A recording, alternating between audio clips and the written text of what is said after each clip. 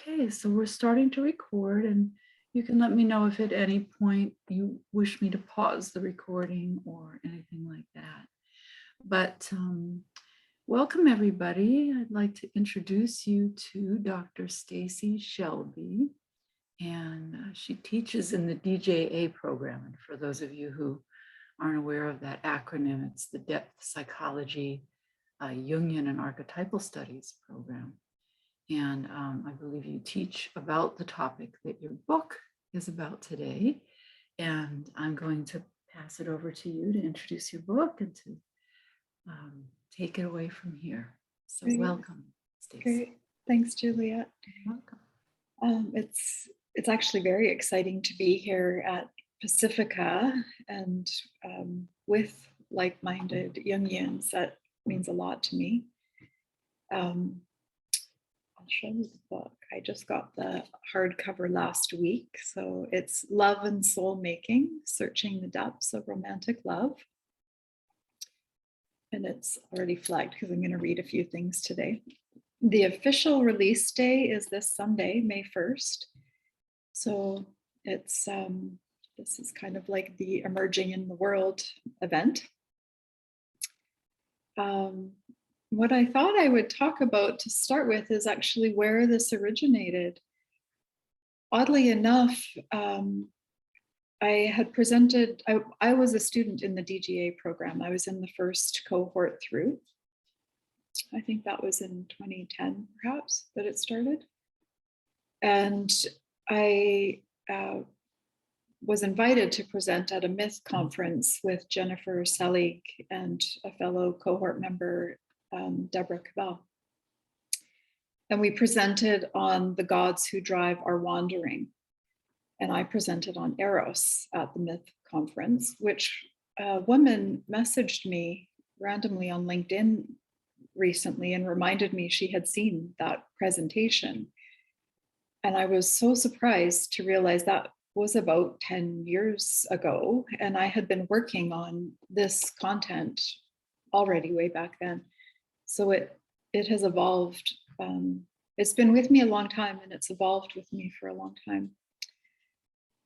That particular conference was really terrifying for me, and I ended up having an anxiety attack during the conference, which was not a fun time. It was very vulnerable presenting on love, and the way I process is really experiential, which means sharing, which is not my favorite thing to do.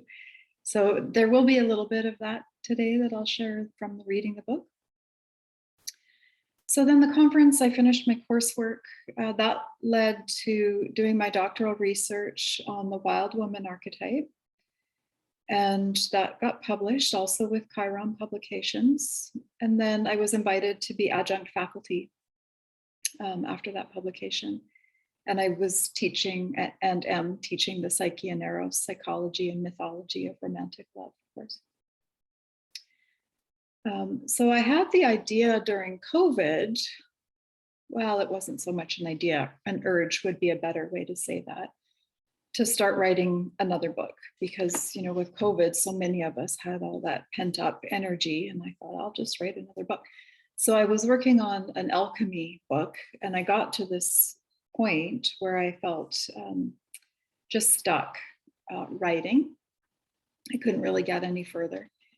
And so I might actually start reading from that, because that moment of how this book got started is in here.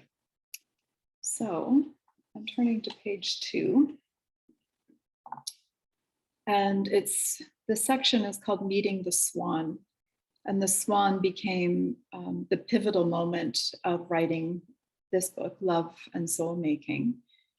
And it became the totem throughout writing this book. And I say totem because swans are not something I've historically had a lot of encounters with. But during the writing of this book, I've had many. And so they would just sort of randomly show up. And so they worked their way into the pages of this book. Again, I write kind of experientially, sort of discover as I go. So Meeting the Swan. Before I started writing this book, I felt an idea gestating in the darkness, a new life, but I felt stuck. We were 10 months into the coronavirus pandemic, under intense restrictions of freedoms, and I was engulfed in the deep dark of Canada's winter. One morning, I clearly asked myself, how will I get unstuck? As I did, from my window, I saw a lone, brilliant white swan in the slough behind my house. I ran outside with a remarkable sense of excitement and urgency. I had to see it closer. It gave a strange honk and kept a wary distance from me. Its grace and size were magnificent. In the dark, rainy days of winter, its brilliant whiteness was stark. I tried to take photos and gazed at it with wonder and awe. Eventually, someone walking a dog came by, and I commented, "So strange it is alone." They carried on with barely a notice until the dog alarmed the swan and it flew off. I couldn't believe its wingspan. The swan impressed me so much that I had to research why it would be alone. I came across a few initial myths and facts. They typically do mate for life, but on rare occasions will change or lose partners and then usually seek out a new partner. As a totem animal, hearkening to the ugly duckling tale, they are symbolic of transformation and the realization of our true beauty and grace. Further, they are associated with romantic love. The image of two swans with their necks entwined or forming a heart shape often represents love. The swan immediately became the totem of this work, both in regard to transformation and romantic love. The premise that romantic love leads to the transformation that causes us to realize our true beauty and grace is the guiding star of this work. And I'll just read that one more time. The premise that romantic love leads to the transformation that causes us to realize our true beauty and grace is the guiding star of this work. The swan embodies all of this and is the perfect synchronistic gift and blessing that landed in the slough outside my window and lifted me out of the slough I was stuck in. I'm left with the question, how do swans find a new mate? And then it goes on from there. So that's in the first and early pages of the book, which I did go back and rewrite the beginning, but it is all processed within me very real time. So I might just pause there because I like interactivity. So maybe I'll see if there's any comments or questions, and then I have some additional pieces I have in mind to read as well. And I guess you could either just raise a hand or turn off turn on your microphone. No. I can't help but think about the swan image in Buddhism as one wing is compassion and the other wing is wisdom, and the wisdom of emptiness, not empty of anything, but that deep emptiness of being, emptiness and everythingness, and how that might then enter into this idea of romantic love as well, not just, the overarching agape, if you will, but specific to romantic love. It seems that those two pieces are crucial to enter into a relationship without expecting too much from the other, without projections and that kind of thing. Yeah, thank you for that amplification, Juliet. I actually hadn't heard that one before from Buddhism, but I love that and the notion of emptiness. Which I might actually read, I've marked it. I did work with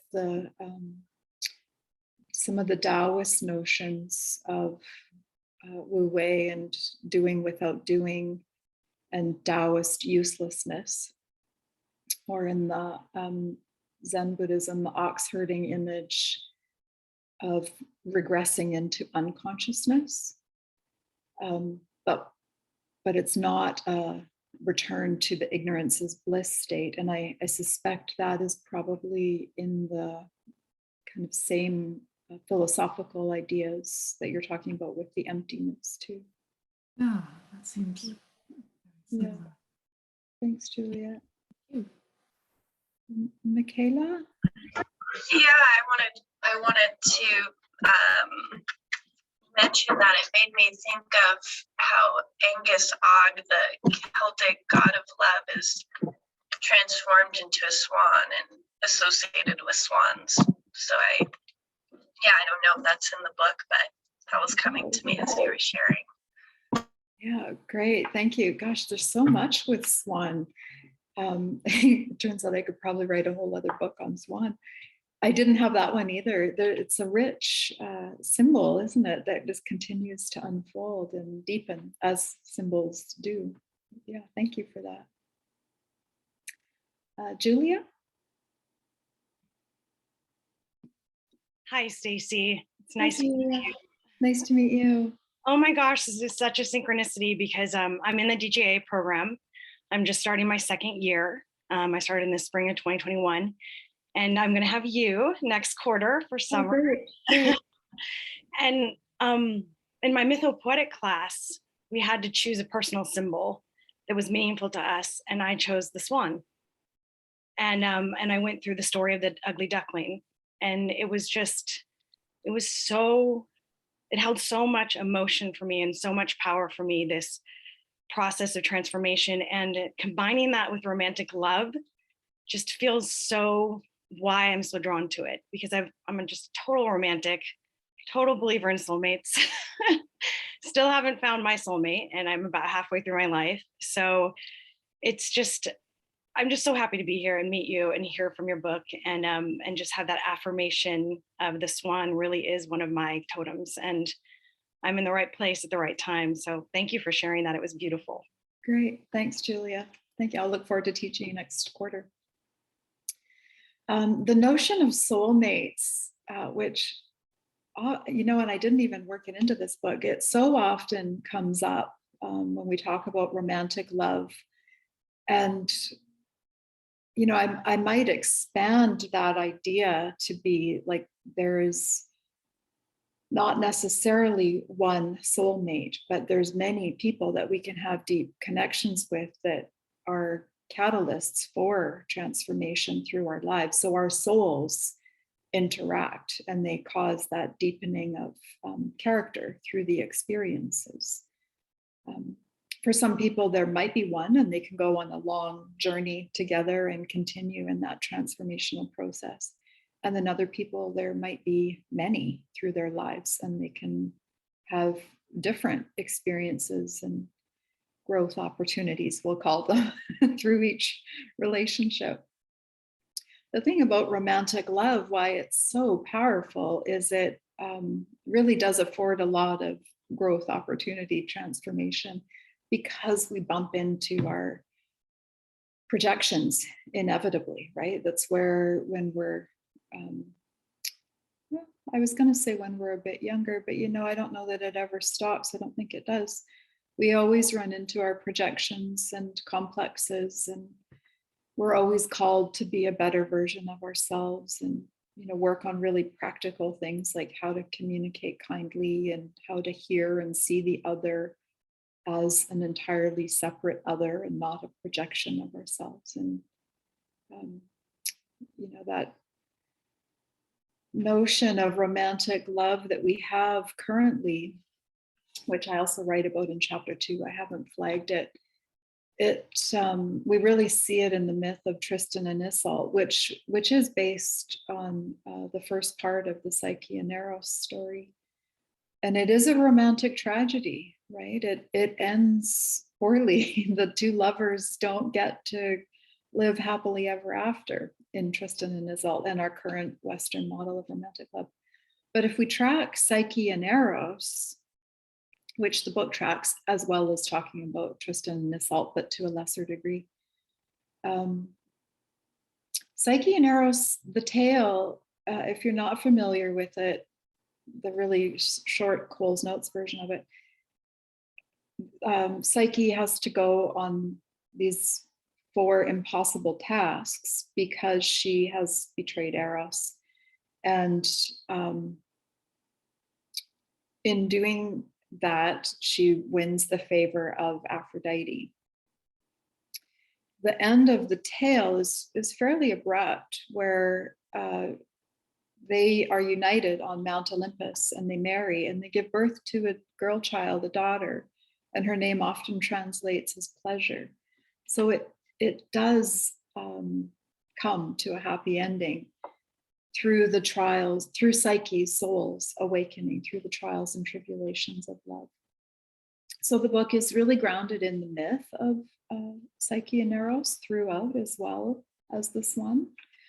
So that actually might be a perfect segue into reading about the structure of the book and the explorations of Psyche and Eros. I'm on page 7 in the beginning. Explorations of Psyche and Eros. In each chapter, we will explore Psyche and Eros and include select perspectives from other depth psychology writers to help us navigate. We begin with the myth of Psyche and Eros and will rely on this tale as a path to love of soul. This book has developed from the graduate course I teach on the same topic at Pacifica Graduate Institute. The content includes a curated selection of Jungian authors designed to offer various perspectives and evoke your own perspective that will hopefully lead you to your unique inquiry into love, Eros, and soul, Psyche. As we go through the chapters in this book, I'll offer my thoughts, synthesize in my words, and highlight other authors. The process of reading this book is meant to be psychoactive and interactive for the reader as it weaves its way toward the alchemical gold, the love of soul, and the birth of pleasure. Also, in every chapter, there's reflection questions and active imagination questions and answers. The reflection questions are for you, the reader, to contemplate and journal about. Journaling helps us to connect to the quiet inner world and hear soul's tender voice. The active imagination questions allow for broader range of responses to inspire the reader and affords me the creative license to flesh out ideas in dialogue and illustrate the wisdom at work in the imaginal. True to Psyche's preference for polyvalence, this approach allows for multiple perspectives and ideas to be explored and shared beyond the monovalence of my conscious perspective.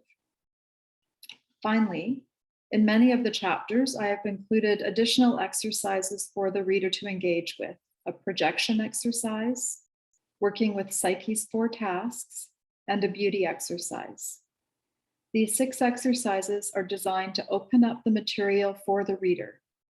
I encourage these to be done through journaling and ideally with a therapist or trusted friend to share your responses and have them witnessed. I usually facilitate these 6 exercises in a group workshop format, but I've adapted it here. Yeah, I think that seems like a good place to stop for there.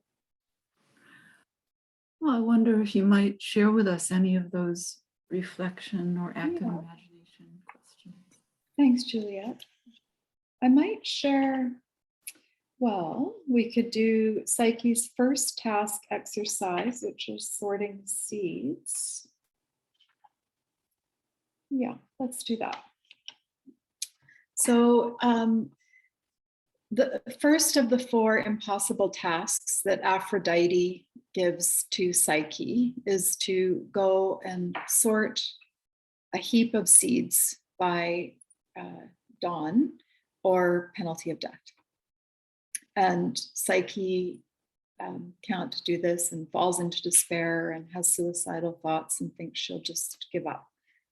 And she does that with every task. There's always this sense of death and rebirth with every task as her consciousness evolves and develops. So here's the Psyche's first task exercise. It's on page 61.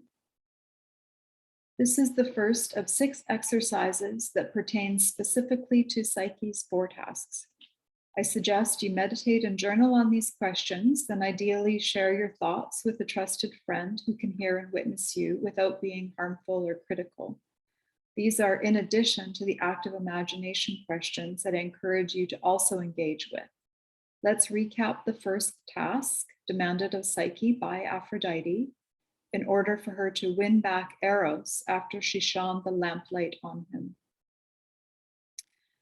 Psyche is to separate and sort a heap of various grains and seeds by dawn, or will suffer the penalty of death.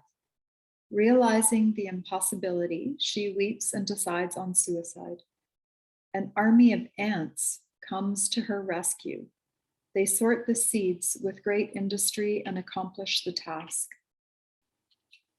Without this essential task of sorting, ordering, and organizing, there is only chaos, a pile of seeds.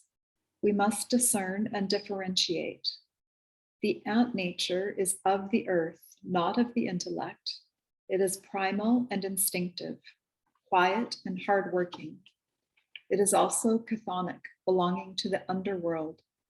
The first task may involve the tending and sorting of the inner workings of the pair or the family. It is possible that one learns to manage and protect oneself from the dangers of the inner world or an agitated anima psyche that may include moods, inflations, excesses, vulnerabilities, and what used to be called possessions. Possessions meaning by spiritual or archetypal powers that grab hold of one's feeling state. In sorting, we can learn to discern and manage feelings, values, timing, and boundaries of the psyche as the sorting ground. The seeds may include an element of potentiality. Which seeds shall grow? Which shall be called? The creatures born of the earth, the ants, are instincts, able to order the potentiality of the seeds of the earth. Psyche possesses within her an unconscious principle which enables her to select, sift, correlate, and evaluate, and so find her way amid the confusion and numerous possibilities. For example, when writing, sifting through the topics, paragraphs, and words, so many choices to make that it can be overwhelming and paralyzing, yet somehow it magically gets organized into a book. This is the work of the ants, sorting the vast number of possible seeds. The seeds can be perceived as chaotic and an image of the collective unconscious, which represents all of the creative impulses that are not realized by a human being. They are a heap of potentialities. The seeds can't be sorted with a good mind. The intuition of the hardworking ants that are knowledgeable of the contents in the underworld is required. Learning to evaluate in this way allows us to sort out the wheat from the chaff in the unconscious. Though it looks like chaos to consciousness and can feel utterly overwhelming, the unconscious always contains paradox, therefore it also contains order. The ants represent the unconscious relation to order and the reflection questions that I invite people to explore. What does it mean to sort? What are you sorting out in your life right now? What tiny details need your attention and require organization? What practical matters in your life, home, laundry, groceries, finances, work, creative work, require ordering or structure? What is the ant nature? What in your inner life requires sorting out at this time? What inner fires need tending and how can you tend them? I'll leave that there. So that would be the work that's invited for the reader to explore further. That seems like a good spot to open up to any comments or questions, reflections. Have a quick look at the chat.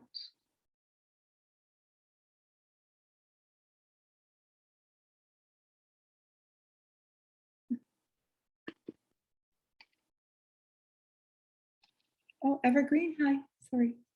I guess I better unmute myself. Hi, Stacey. Thanks for being here. Thanks for having me. I always feel like the contrarian, but here goes. you know, recently Fanny Brewster in this group and then also in our diversity group has brought forward the work of bell hooks on love, which I've been really appreciating. And her book, All About Love, is kind of a little treatise on, we shouldn't give up on love and loving and being loved and having this thing. And so I want to say I'm on board with that. But at the same time, I just feel like the idea of romantic love is really does more harm than good for us. I just feel like, in the therapy room, we talk about transference, but when we're not, we talk about, and I'm like, don't we understand as psychologists that this in loveness, this romantic love, this infatuation or transference period, it's a psychological phenomenon for us that we can work with, right?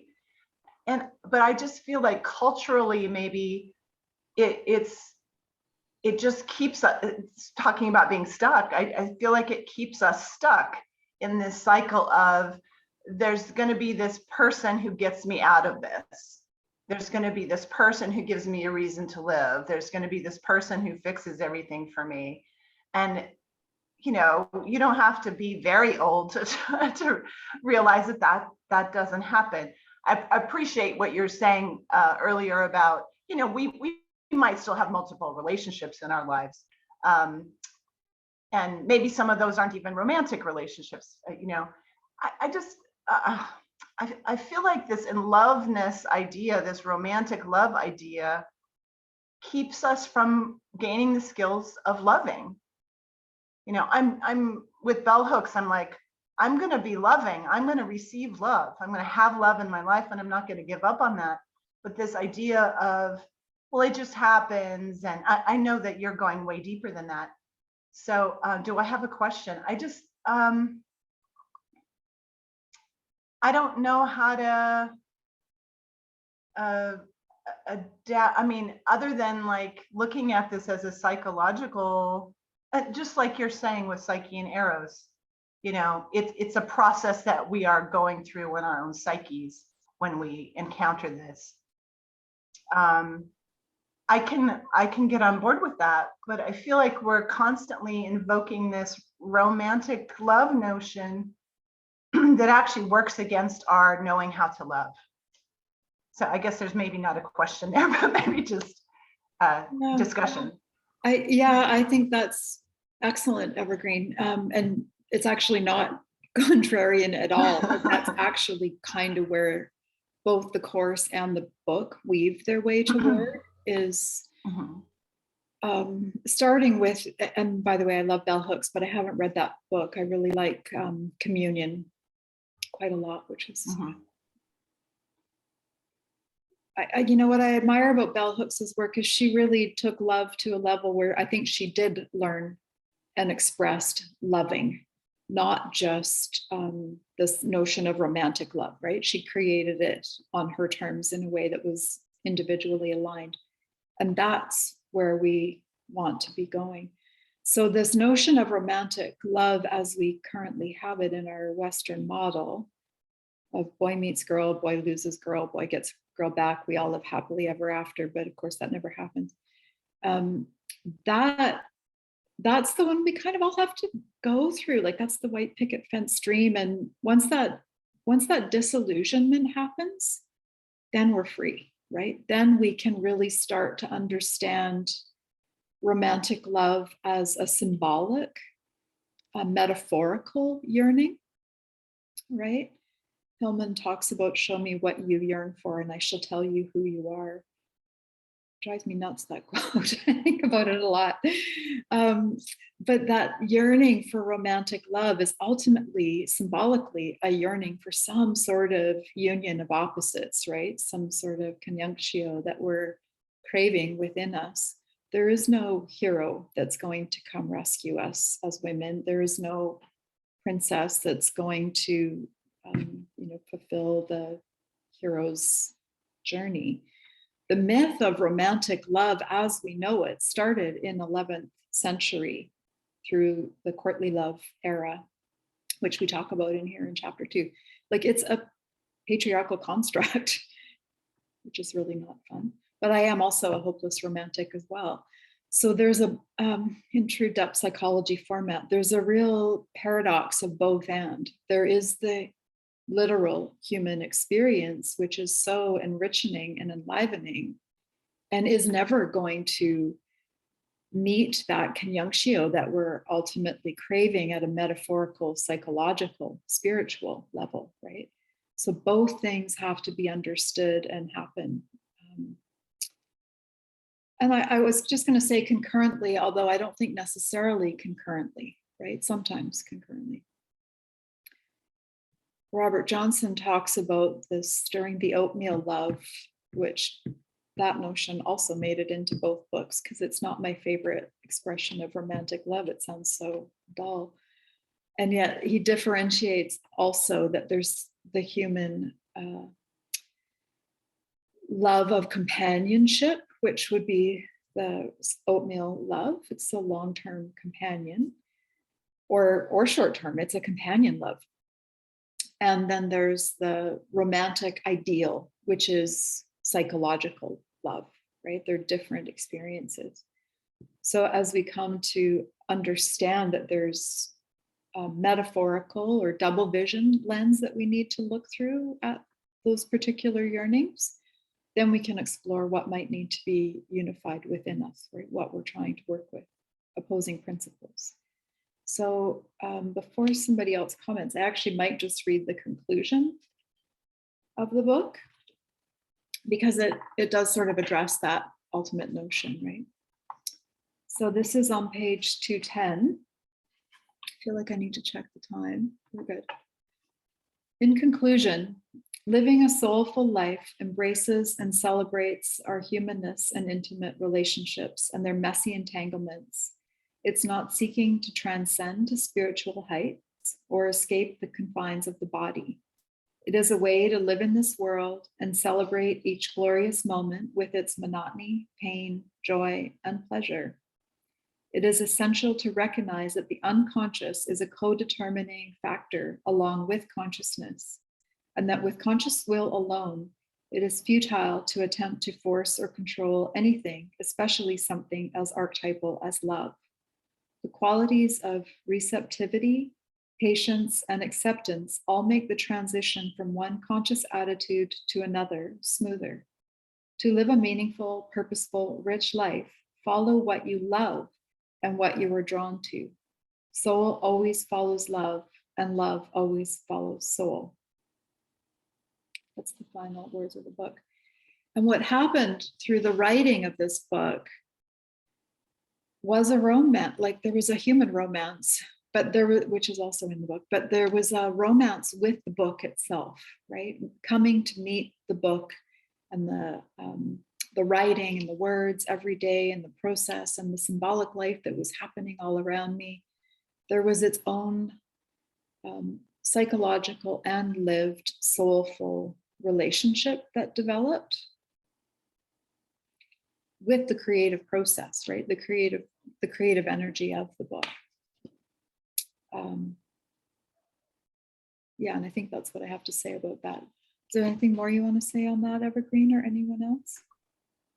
Yeah, quickly. I part of what's been stewing in my mind since you started was in the Eros and Psyche story, what's often portrayed as the betrayal. I wouldn't call a betrayal, maybe you wouldn't either. It's she's in the dark, with her lover who she can't see, right? And help me if I get the story wrong, but she decides she wants to see him. And so by turning on the light, by shedding light on the person she's in love with, that's considered a betrayal, but isn't that what initiates it initiates the journey.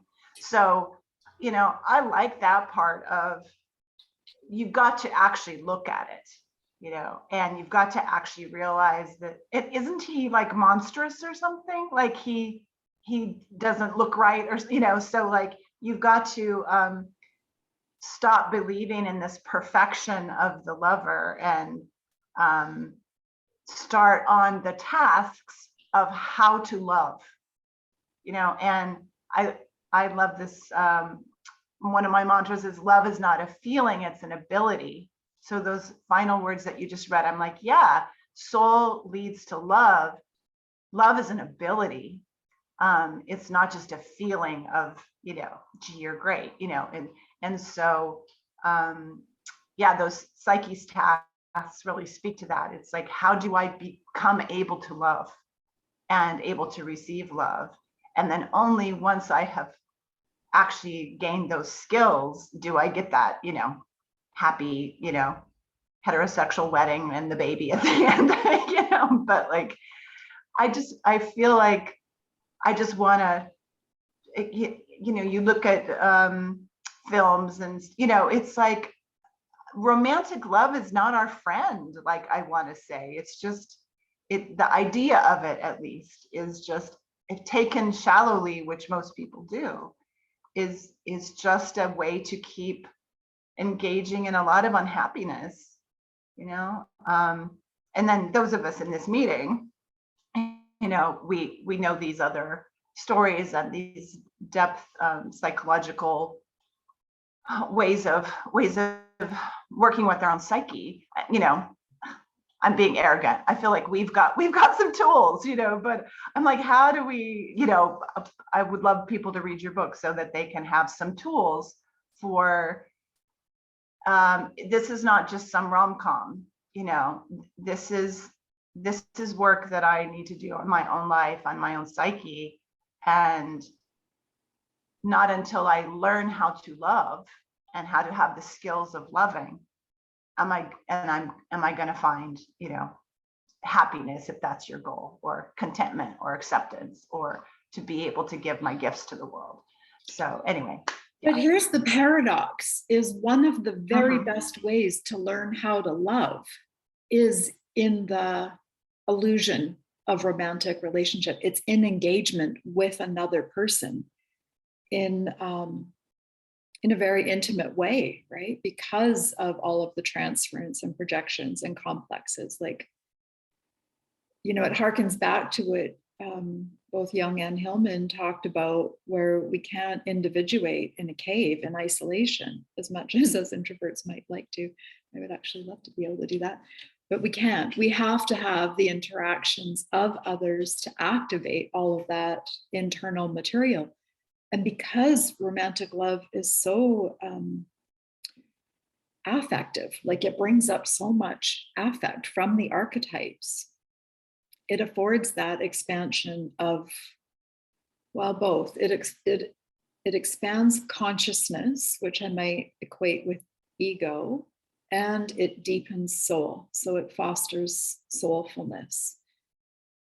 So there's a paradox to hold there, that the struggles of romantic love are a way to individuate, to foster a greater sense of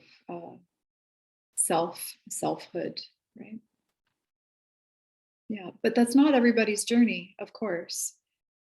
But it's certainly a popular way because of the idealization, right? And it's not that I think they're necessarily shallow, although some people, of course, have shallow relationships.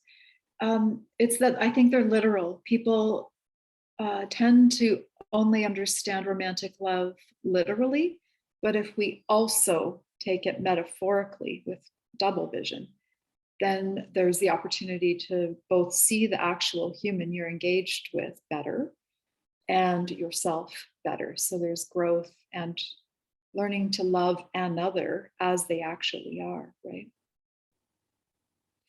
And then I might also differentiate human love, which I think does require learning and aptitude, right? It is something that We have to learn boundaries. We have to learn speaking up. We have to learn good communications. We have to learn that we're not seeing the other as they are purely. There's always something else going on. So we have to learn how to be curious, patient. We have to learn how to survive betrayal, because none of us get to avoid that doozy. You know, all of these things come up. We get to go into all that shadow stuff, jealousy, shame, like fun, right? Like that, all of that's available. And then there's loving in the sense that I might call more boundaryless, unconditional, divine love, which is all around us all the time. And we can be kind and loving to all, you know, interactions and all things and beings and creatures. It's a way of being part of all that is, right? Recognizing our place in the anima mundi and being love from that place. So you know, this is where the word love itself has limitations in English. You know, we talk about that a lot. We need many more words for love, and we have a few, but yeah, human love does require certain limitations and boundaries and learning, definitely learning, right? Yeah. I have a couple other hands up. Evergreen, just because that was your topic. Is there anything else left there for you? Thanks. I'll let others speak. Thank you so much. Thanks for bringing all that in. I appreciate it. And I don't know how these hands work, but I'll start with Jody. Are you there though, Jody? Yes, hi. I think Julia was first. Oh, Julia was first. Okay, thanks, Jody. Julia? Thank you. And thank you, Jody and Evergreen. This has been really helpful. I was thinking of the first thing is, two things come up for me. And one of them is that where we normally go wrong with romantic love is we don't start with self-love. We don't start with the core of loving who we are.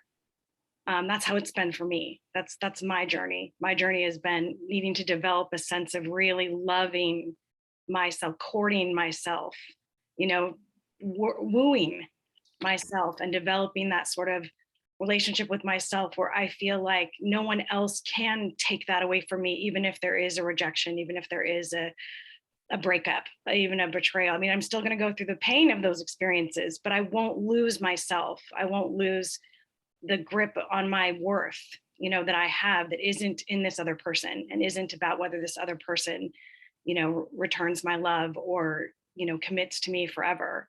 So that's been a big part of, I think, where people immediately go wrong with romantic love is they don't start with with self-love. And they really are looking to that other person to fulfill them and to make them feel like a worthy human being and that they're loved. And also my higher power, obviously, is a really important connection for me as well. But secondly, I want to see if you speak on love and sex, because I think, you know, again, in our pop culture and our culture, this is a very confused area for a lot of people, and they separate it a lot. And yet you can tell there's this yearning underneath to not have those two experiences separate. So I come from the film industry. Before I came to Pacifica, I got my degree in film and I'm a screenwriter.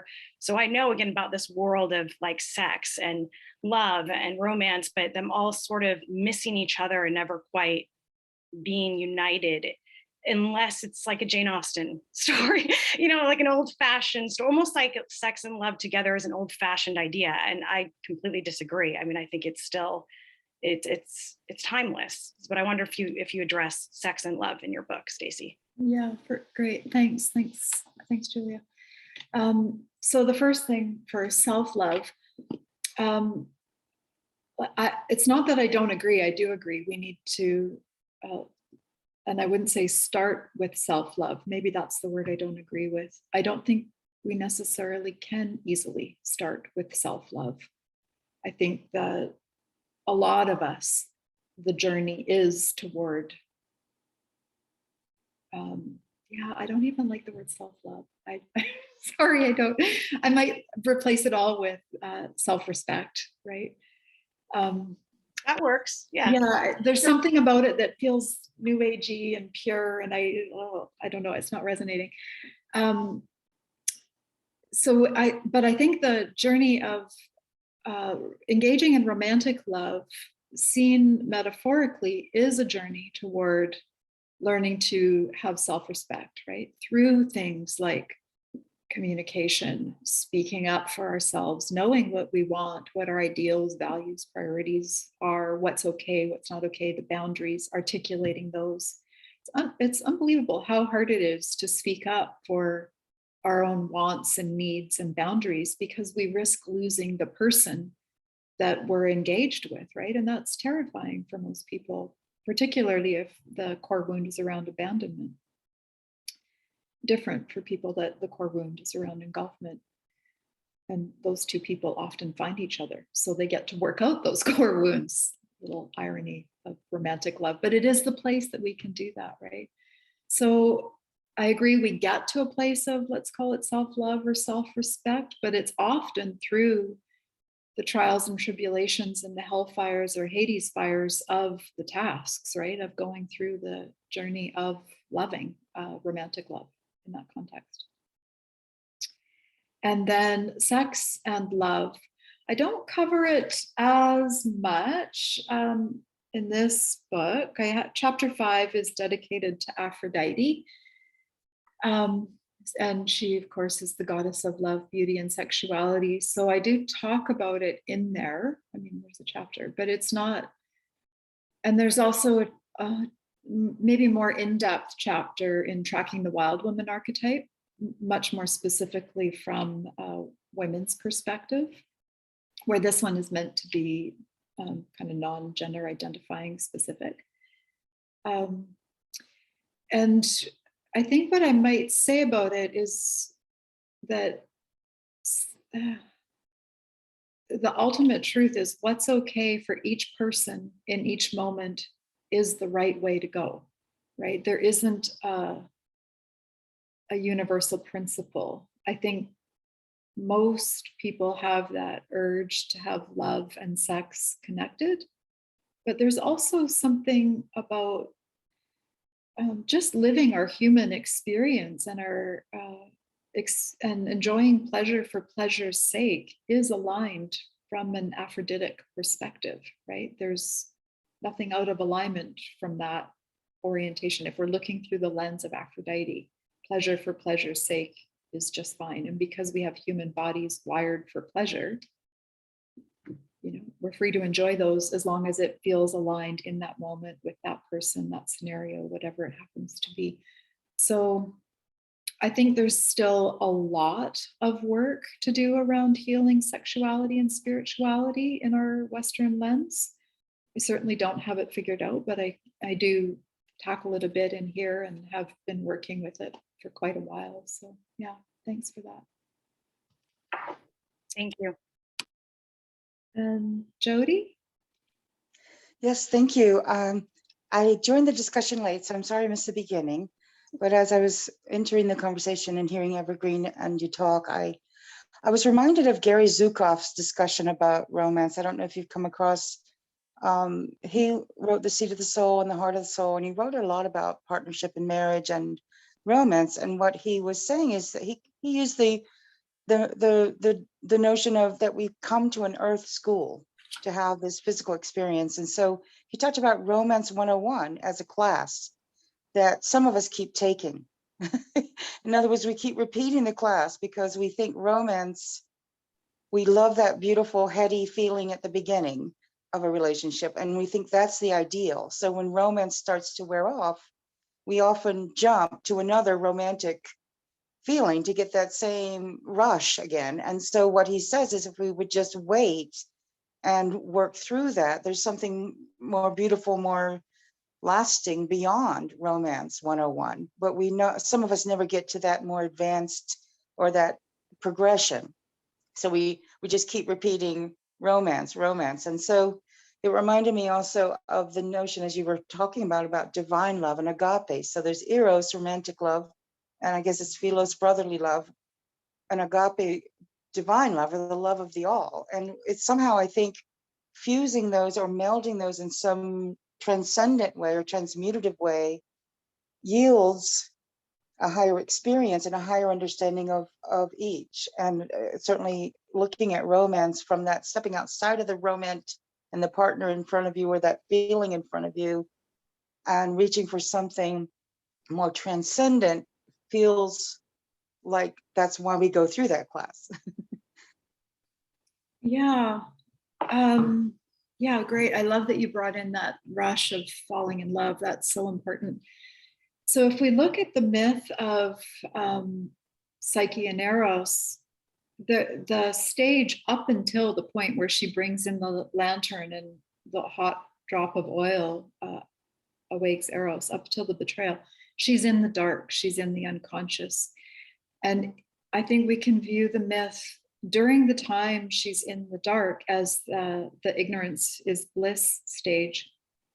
And in terms of human love, that would play out for, maybe like if you're lucky, maybe a year.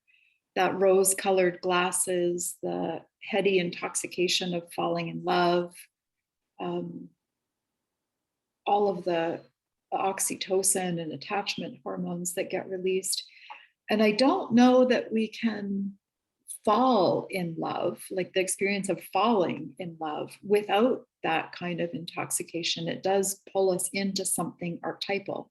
And it is very addictive. You're right. A lot of people will just go from partner to partner. And as soon as the rose-colored glasses come off and the projections start to have to be removed, then, why aren't you behaving the way I thought you should be behaving? And you're not who you used to be. And there begins this very long struggle of differentiating the person from the projection.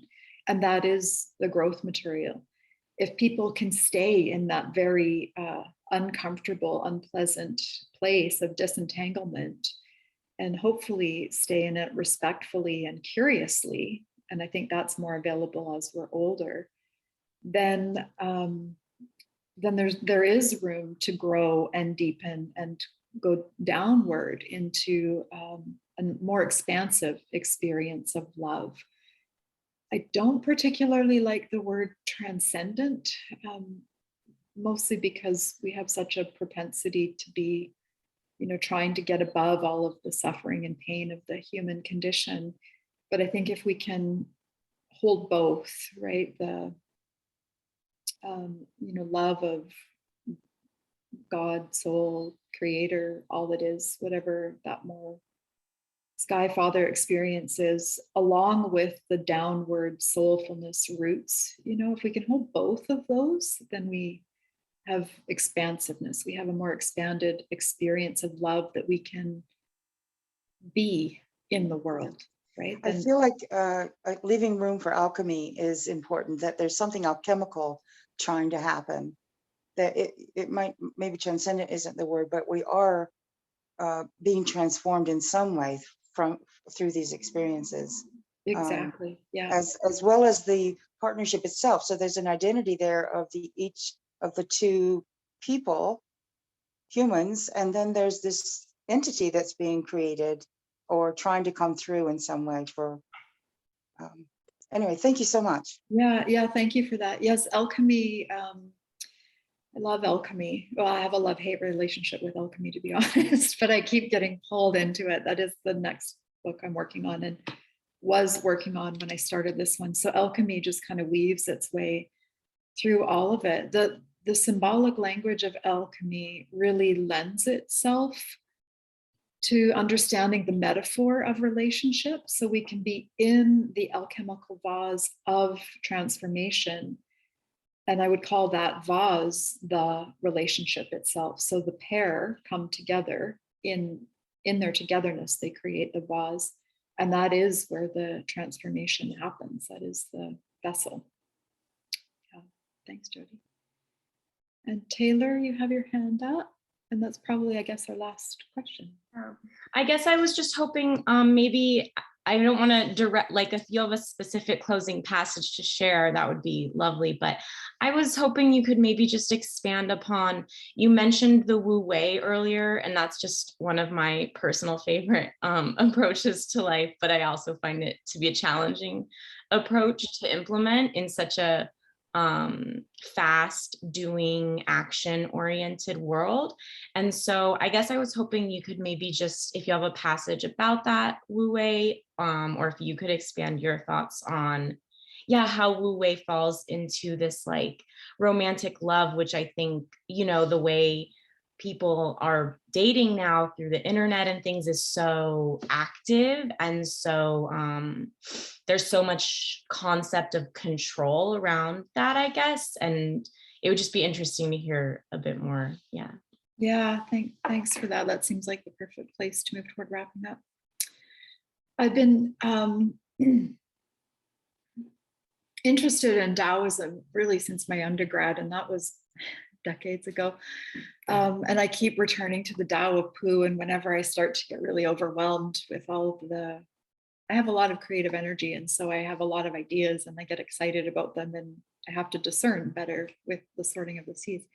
And so I can get overwhelmed, and then I go read the Tao of Pu and lean back into trying to be like Pu and doing less and being more. So it's been with me a long time, and it continues to be a really like great centering place for me. And I had an interesting aha, which is, this is probably the only audience that this will really land with this week. And I've already wrote about it. I've been writing about it for a while, but it landed in a different way, as things do as we deepen into them, around consciousness and really connecting consciousness and the expansion of consciousness with the development and expansion of the ego, or let's say soul, that external type of experience. So the vessel of our conscious personality, our identity. And in coming into relationship with the anima mundi, the world soul, so if our personal soul, psyche, is a sparkle or a diamond that's part of this greater web or collection of the anima mundi, and we're all each just part of that, then the ego, the consciousness, has to surrender all the time, every minute, you know. So it has to be strong enough to surrender and then return, surrender and return. It's like that breath practice in meditation, surrender, return. And so this, as we come into relationship to soul and in service to the anima mundi, we are invited more and more to surrender our ego and our conscious personality, while also expanding and retaining it, right? This paradox again, paradox everywhere. So I might just read this passage here. This is related to the fourth task. Yeah, we've got 1 minute. So the fourth task, Psyche opens the box of beauty ointment and goes into unconsciousness. Here at the end, we see Psyche sacrifice again on the journey. She's done all 3 tasks. She's almost completed the 4th task, and she consciously knows opening this jar of beauty ointment. Sorry, she consciously, knowingly opens this jar of beauty ointment, which sends her into unconsciousness. She sacrifices, in doing so, she is sacrificing all of the spiritual development that she's achieved so far. She regresses into sleep. The consciousness she gained returns to the unconscious. But this begs the question, is this actually a regression? No, it is not a regression to the old matriarchal position, to her previous kind of unconsciousness. But by preferring beauty to consciousness, she reunites herself with her soulful nature. Psyche, after all, is the essence of human beauty. That's from page 165. And there's kind of several pages around that area where I explore that notion of unconsciousness. That can be chapter 2, right? Yes, yes. I mean, book 2. Book 2. 2. Right? Book 3. I suspect it will be. They keep evolving the ideas. Yeah. Well, thank you so much, Stacey. This has been wonderful having you as a guest, and you're welcome back again. And thank you everyone else for being here and for contributing to the discussion. And next week it'll be Dennis Patrick Slattery sharing some things. So join us again if you wish. But Stacey, thank you, and congratulations on your book coming out. That's Thank wonderful. you. Yeah, your second book. Yeah. Thanks so much, Julia. And thank you everybody for being here and joining us this morning. Appreciate it. Great. Then. Thanks. Bye. Is that Kathleen? No. Okay. Oh, I thought I stopped the recording. Excuse me here.